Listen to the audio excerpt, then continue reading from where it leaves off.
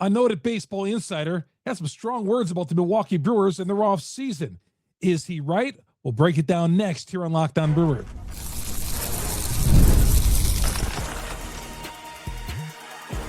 You are Locked On Brewers, your daily Milwaukee Brewers podcast. Part of the Locked On Podcast Network, your team every day. Hey everybody, good to have you along. Chuck Freimund, longtime sportscaster here in the state of Wisconsin, proud host of Locked On Brewers, part of the Locked On Podcast Network. We are your team every day. Thanks for making Locked On Brewers the number one Brewers podcast on the internet, and Locked On Sports the number one podcast in the world. Coming up, baseball insider Jeff Passan talks about this Brewers off season and what a malaise it is and that they need to be better. One of the guys they could go out and get, Suarez. We'll talk about him. Should he be coming to the Milwaukee Brewers? And at what price should the Brewers pay? And the Brewers, well, they lose a couple of suitors potentially in the last couple of days. Trade partners for Freddy Peralta. All that and more coming up next. Locked On Brewers brought to you by FanDuel. FanDuel, America's number one sports book for a reason. Man, they got all sorts of great things going on right there. And they're in playoff mode. Visit FanDuel, the official sportsbook partner of the NFL. Grab your profit boost pack every NFL playoff game day. All right, we're going to start first with Jeff Passan, who's, there's a limited number of guys who are just noted baseball insiders. And I know I've gotten on some of these baseball insiders in the past here on the podcast and on, sports talk shows and throughout the state of Wisconsin, because I don't feel like they pay much attention to the Milwaukee Brewers. But in this case, I think Passan pretty much right on. We're going to talk about some of the things he said. Now, first of all, it's always odd for me when I hear about an insider talking about the Milwaukee Brewers, because rarely do they even talk about the Brewers unless it's trading away one of our guys, right? Because all these insiders, I get the impression they always want to put our best players on big market teams. But here's what Jeff Passan of ESPN had to say, that the Brewers basically should, first of all, depart from their cheap spending this offseason and look for ways to spend some money and get some additional support on this team. Passan goes on and says, this is mostly a function of the Brewers carrying the best record in baseball last year, and the expectation doing so warrants an uncompromising follow-up to ensure it ends with gold rings rather than disappointment. Right on, right? Right, guys? This is me talking. Yeah. I think instead of just standing pat with the 97 wins and say, well, we're going to run it back with what we have. Yeah, they had a lot of great things go right, but I feel like you always have to get better in the offseason. And I feel like the Brewers haven't really taken major steps to do that. All right, Passan goes on to say that expecting the Brewers to do that, of course, would be foolish. This is a team that, leading into its 97-win season, signed one free agent for $4.25 million. And of course, that free agent was Jose Quintana. I almost forgot it was Jose Quintana. He was here in 1 year and here one day and gone the next.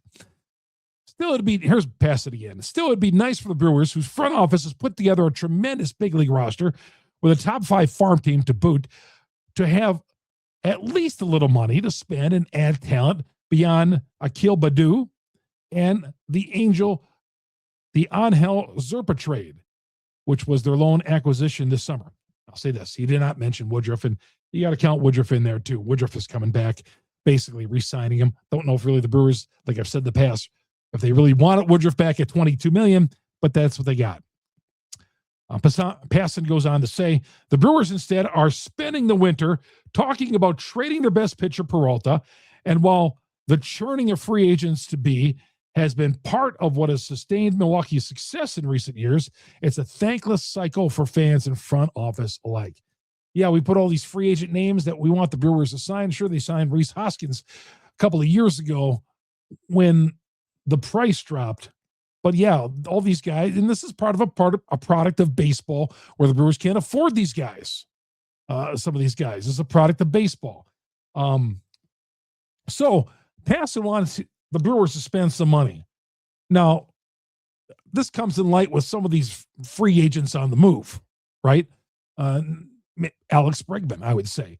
But I'm adamant about not wanting to sign Alex Bregman to that type of deal at his age. A short-term deal? Yes. Long-term? No. But the Brewers are never going to spend any of this amount of money on these free agents. It's frustrating when they go places and Passan wants the Brewers to spend a little money, but the frontliners they're not going to spend on. They're not. They're just not going to spend a lot of money on these guys. So he goes, Milwaukee's a small market, and as resident Major League Baseball and as a resident Major League Baseball team operates as such. Part of the reason President of Baseball Operations Matt Arnold has won 2 straight Executive of the Year awards, and manager Pat Murphy has won National Manager of the Year awards, is because their ability to identify talent and maximize it. Yeah, the Brewers get the most out of very little. And they've done that the last 2 seasons. They've done that even back to when Craig was here. They've done that. Get the most out of very little, right? This isn't a loaded roster.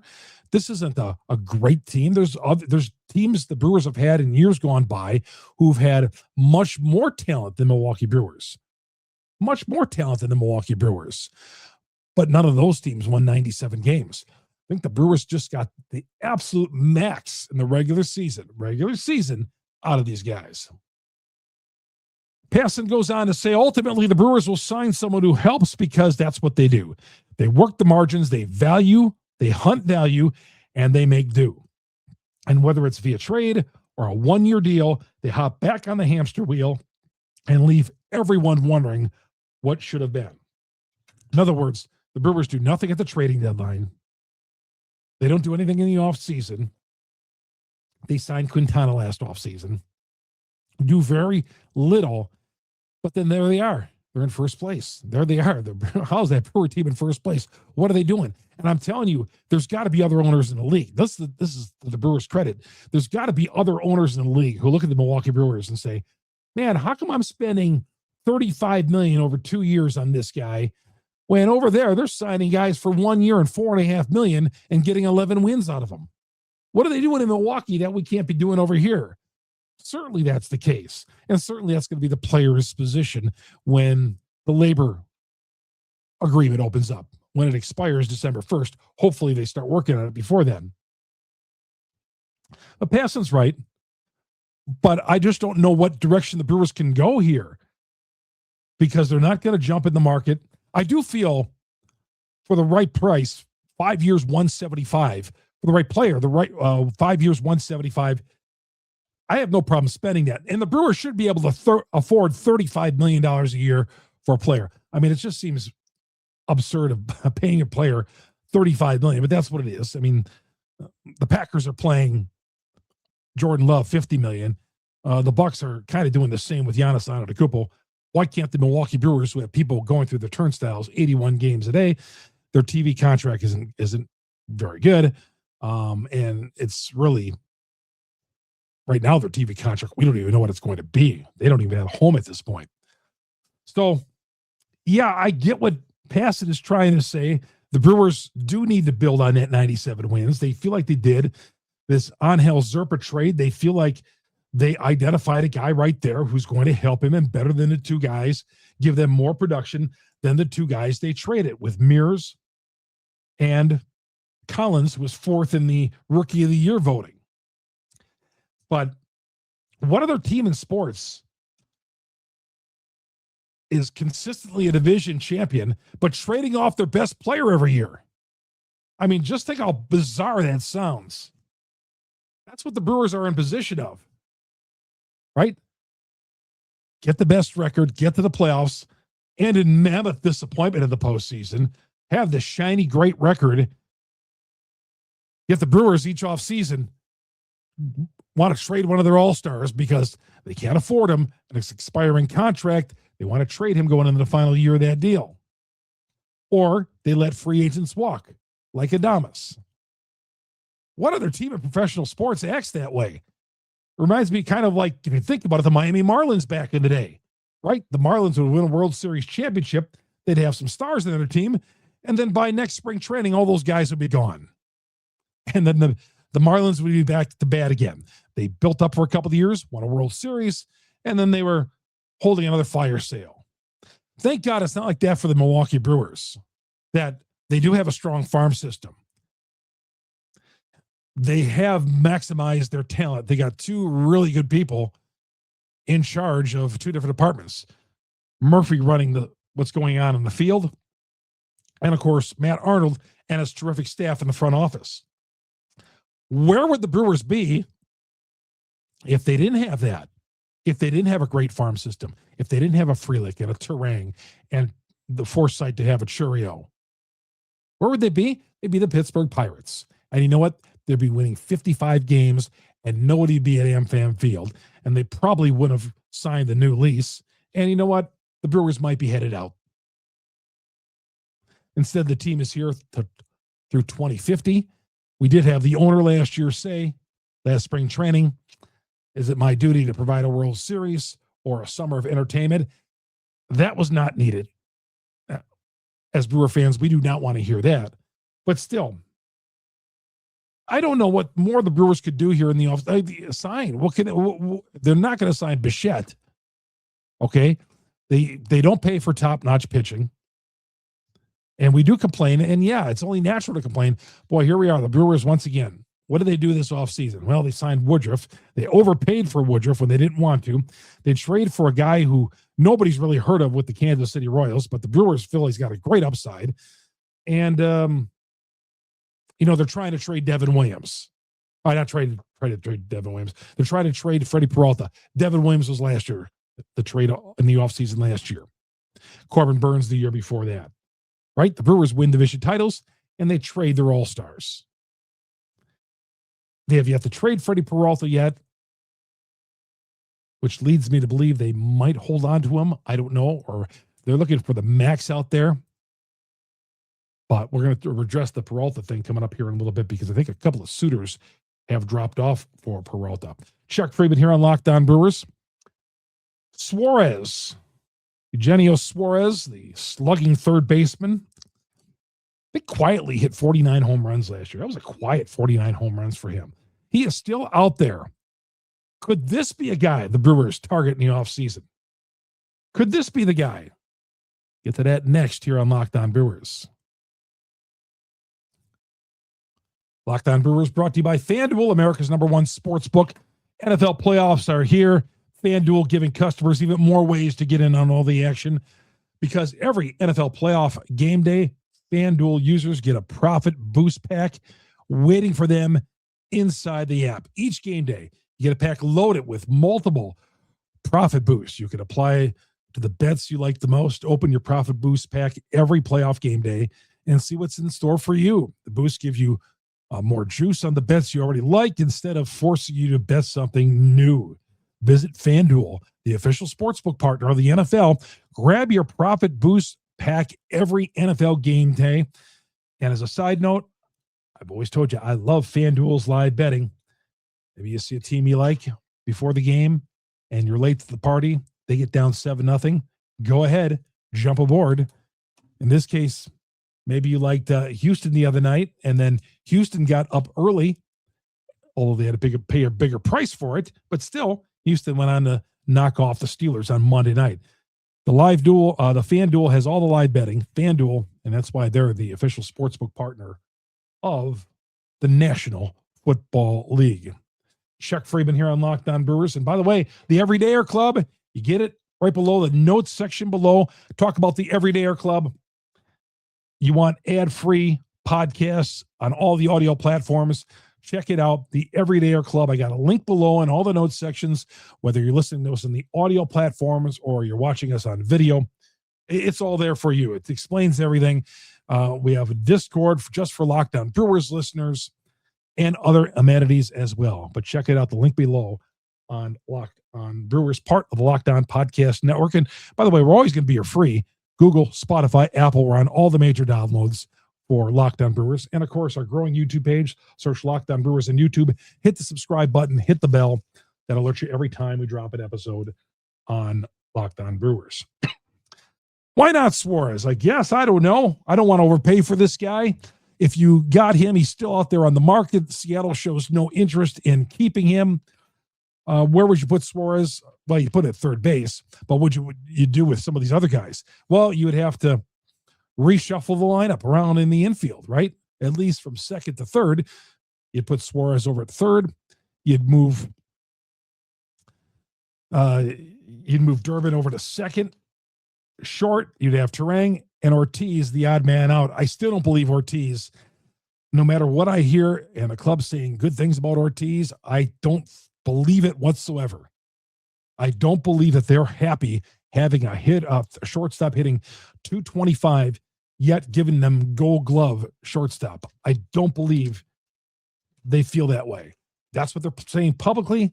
I personally don't believe it. So, yeah, Suarez, I'm not giving that guy 5 years, 175 at all. He's 34 years old. I would say I'd go the talk about out there with him is 2 years, 45 million, 2 years, 43, 45 million for Suarez. And that's a little over 21 million a year, a little north of 20 million a year. I don't have any problem with that if the Brewers were able to go that direction.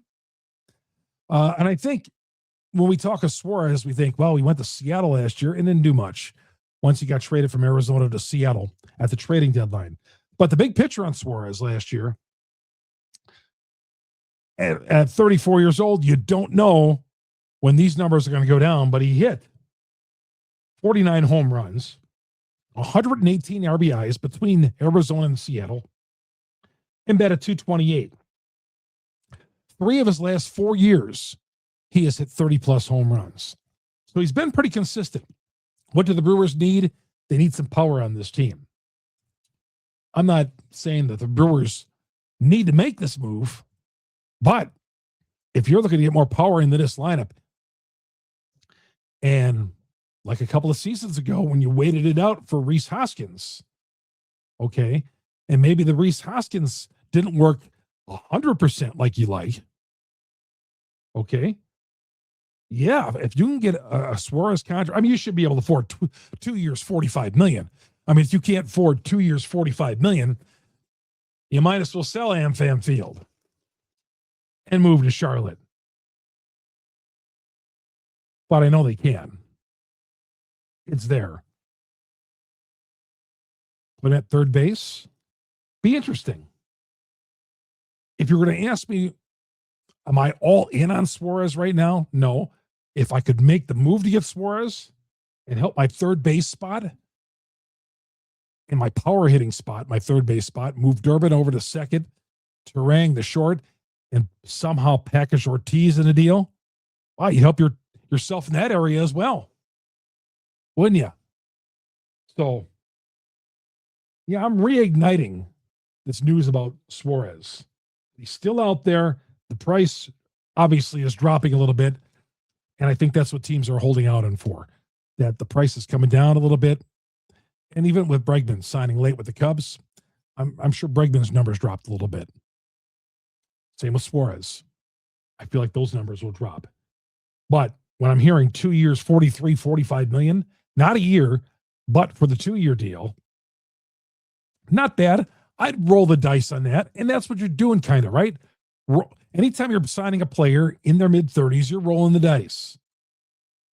With getting Quintana last year, 1 year, $4.5 million, you were rolling the dice on a guy who was pitching for a lot of different teams, but you got the max out of him, and then you were done with him. You would hate to sign Suarez, and he came here and he hit 228 and 15 home runs. Right? If you're going to sign Suarez, God hope he hits 30 to 35 home runs. I mean, he doesn't have to hit me 49, but he's got to hit me some home runs. Got to have that power stroke. So, kind of got that back in my mind here about Suarez. The trading deadline, I was not real upset when the Brewers didn't trade for him. I know a lot of Brewers fans were. Worked out fine. Well, worked out fine in the regular season. I feel like you always have to qualify that with the Milwaukee Brewers. It worked out fine in the regular season. Nothing ever works out in the postseason for the Milwaukee Brewers. Ever. But back to what Passan said, Jeff Passan. The Brewers on that hamster wheel. Can there be a better word to describe that than the hamster wheel? Right? We keep going around. You know what? The Brewers start the offseason. They don't do anything. They get to the regular season. They start winning some games. They get to the trading deadline. They do nothing. They get to the post. They win all these games. They win the division title. They get to the postseason. They do nothing. And the offseason starts again. They do nothing. And they get to the regular season. They win the division. Get to the postseason. Nothing. They did win a playoff series against the Cubs. But you win 97 games. I expected more. Coming up next, could the Brewers have lost two suitors, trade partners, for Freddy Peralta? Get to that coming up next here on Locked On Brewers. Part of the Locked On Podcast Network. We are your team every day. Thank you very much for joining us. As always, making us the #1 Brewers podcast on the internet. And as always, we're going to do a mailbag here sometime soon. And then I'll answer your questions. Drop me a note, as always. If you want to DM me, Chuck Freimund, Freimund, Drop me on Twitter, hit me up on Facebook, whatever you like. Easily found. Drop it in my mailbox. Send me a letter, whatever. All right. Two teams might have dropped offs. The Red Sox, right before I came on the air today, obtained Ranger Suarez. Okay, so he's going to the Red Sox. And earlier today, there was rumblings that the Rangers were interested in Peralta. In fact, that's been some of the talk in the offseason. This dates back to when the season first ended. There was chatter of the Red Sox being interested in Peralta. Now, by getting Suarez, a left-hander, that might be it. The Yankees, I thought, was interesting yesterday. They went out and got Weathers, and they traded 4 prospects for him. Weathers, who's got 3 years, I want to say, of team control. Young guy, that is unlike a Yankee move. Not that they've given up, they gave up 4 prospects for him, but the fact that they got somebody under team control for a few years. So could the Yankees be out of the running? And the Red Sox? The Dodgers always will be in the running, although I don't think it's going to happen there. But the Dodgers never cease to surprise me anytime they make a move in the offseason. But what if the Yankees and Red Sox, because the Yankees sending 4 prospects away, some of those prospects you think they would have used in a trade with the Brewers for Peralta. And if Weathers, under team control for 4 years, is drawing 4 prospects, I'm getting 3 prospects, good ones. But are those some of the prospects the Brewers were interested in with the Yankees? I talked about Heel, a guy who I really love with the Yankees. He was not part of those 4 prospects. And Eel's not a prospect anyway. He was the rookie of the year he's a young guy, but he was rookie of the year 2 years ago. So the Red Sox and the Yankees, would they be interested in Peralta anymore after their deals that they've made here in the last couple of days? But it's been a quiet offseason, mostly in baseball, but it's starting to heat up a little bit here. Notice that here in the last week and a half, the Cubs signing that deal, Suarez going to the Red Sox, other moves being made. But there's rumblings that there could be another move somewhere along the way for the Milwaukee Brewers. There's always chatter about that. I will believe it when I see it. But I think if there's one move that the Brewers will make, if there's one move that is on the table, it's not going to be any of those big names out there. If you want to say Suarez is a big name, okay. I mean, he had 49 home runs last year. But I mean, at the tippy top of the free agents that are still up there, the Bellingers and all that, the Brewers aren't going after any of those. They're probably hoping somebody's going to drop in their lap, like Quintana did last year, right? That was a great find. I'm sure the Brewers will still make a move like that somewhere down the line. But if there's any sort of wow moment the Brewers could have here, heading into spring training, And as Suarez looks for his job, right? Because he's 34. He's looking for his last contract or two, probably his last contract. No one's giving that guy a 5-year deal at the age of 34. So a 2-year deal, it'd be comfortable for him, although he would like a multi-year deal, but that's not where he's not in that position right now to ask for a 5-year deal. The Brewers, I'd be good with a 2-year deal. Somebody came after me the other day and asked me, Chuck, how come, you said the Brewers all these years need to do something. You're not excited with them not spending money. I want them to spend money properly. Spending 5 years, 175 at Bregman. No, 32 years old. I'm good with a hard pass on that. But Suarez, 2 years, $43 million. I'm on board with that. I'm not bored. I'm not advocating that this is something the Brewers have to do. But I'd be delighted. It would sure shake up this offseason for the Milwaukee Brewers, right? And they're still right now, even though I've heard from a lot of Cubs fans right now who say otherwise, the Brewers are still the team to beat in the NL Central. And with that, we'll talk to you Friday, everybody. Chuck Freimund, Locked On Brewers, part of the Locked On Podcast Network. We are your team every day. Again, check out the Everydayer Club, the notes section below. You'll see it there, how to get involved in it, the commercial-free audio podcast, the Discord, all the amenities in the notes section below. Talk to you Friday. You're on Locked On Brewers.